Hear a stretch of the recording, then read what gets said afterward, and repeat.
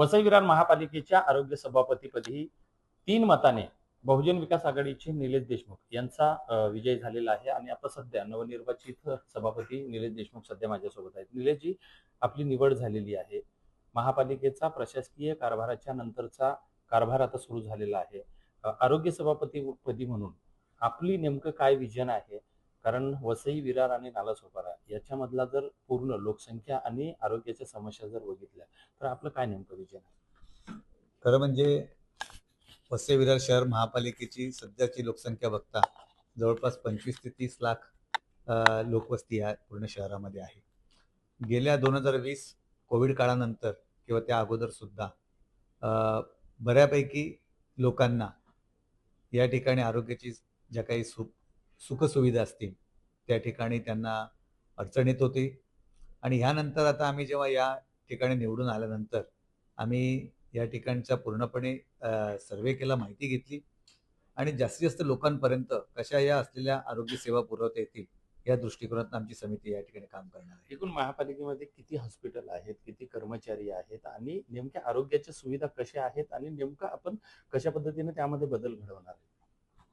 खरं म्हणजे आपल्या वसई विरार शहर महानगरपालिकेमध्ये 7 रुग्णालय आहेत, 2 माता बालसंगोपन केंद्र आहेत, 21 या ठिकाणी नागरी सेवा केंद्र आहेत. आयुष्यमान आरोग्य मंदिर हे जवळपास 45 आहेत आणि बाळासाहेब ठाकरे, स्वर्गीय बाळासाहेब ठाकरे दवाखाना हे 15 आहेत. परंतु ते या लोकवस्तीच्या हिशोबाने तेवढे पुरेसे नाही आहेत.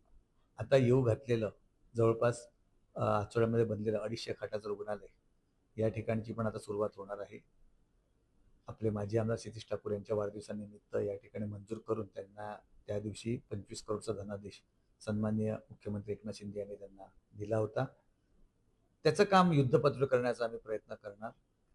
ही सगळी कामं करत असताना कुठल्याही या ठिकाणी पक्षीय अभिनिवेश न ठेवता सगळ्यांना सोबत घेऊन असं आपल्या लोकनेत्यातून टाकून सांगितलं आहे की जे आचोळ्याच्या ठिकाणचं जे हॉस्पिटल होतं, 100 बेडचं हॉस्पिटल आहे.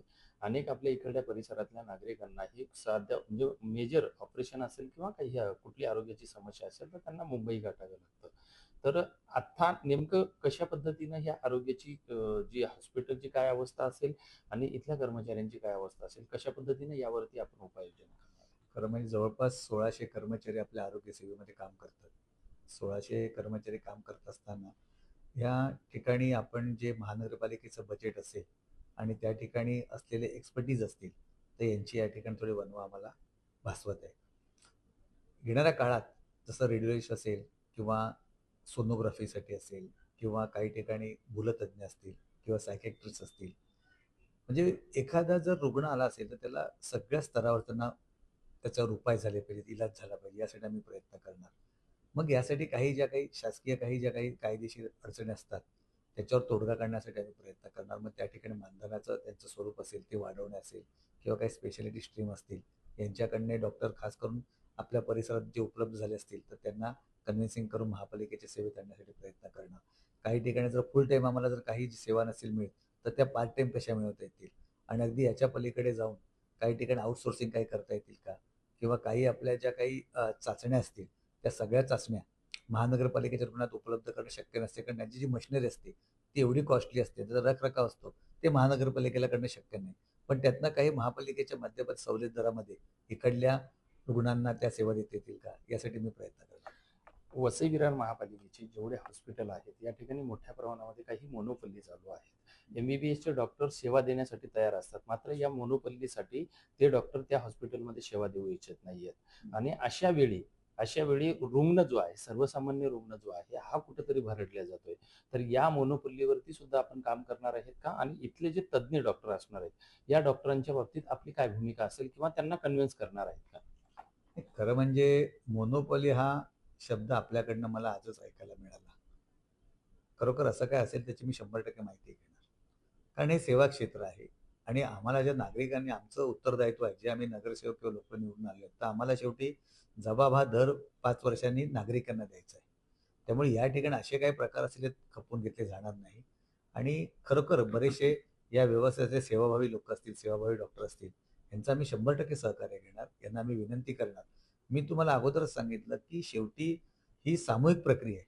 जे या वसईविरार शहर महानगराचे 115 नगरसेवक असतील, सन्माननीय महापौर राजीवजी पाटील असतील, सन्माननीय स्थायी सभापती प्रवीण शेट्टी असतील, आमचे माजी महापौर नारायणजी मानकर, माजी उपमहापौर उमेशजी नाईक आणि त्याचप्रमाणे दोन्ही आमदार आमचे लोकनेते ठाकूर, क्षितिज ठाकूर यांचा सगळ्यांचं मार्गदर्शन घेणार आणि याच्या पलीकडे जाऊन जे काही विद्यमान लोकप्रतिनिधी या वसई विरारचा प्रतिनिधित्व करत असतील त्यांच्याशीही समन्वय आम्ही ठेवणार आणि त्यांच्याद्वारेही राज्य शासनाचे काही जर सुविधा आम्हाला आणता आल्या असतील तर त्यांचं सहकार्य घेऊन त्याही नागरिकांप्रती देण्याचा प्रयत्न करणार. निश्चितच हे होते नवनिर्वाचित सभापती निलेश देशमुख. वसई विरार महापालिकेतल्या प्रत्येक आरोग्याच्या समस्येवरती काम करेल आणि जर सर्वसामान्य नागरिकांना सुविधा मिळण्यापासून जर कुठली मोनोपली जर ऍड येत असेल तर त्यावरती काम करू. या ठिकाणच्या प्रत्येक नागरिकांना सुविधा देण्यासाठी मी प्रयत्न करणार असा विश्वास त्यांच्याकडून देण्यात आला आहे. विजय गायकवाड, TV9 मराठी, वसई विरार.